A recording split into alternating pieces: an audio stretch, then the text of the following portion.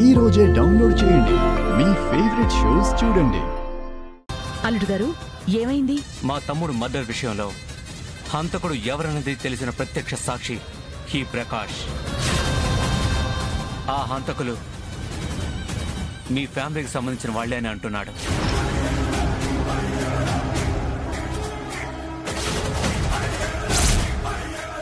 మీరంతా సహకరిస్తారని ఆశిస్తున్నాను.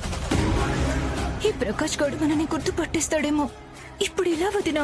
భయపడకు లహరి, అన్నింటికీ ఆ భగవంతుడే ఉన్నాడు.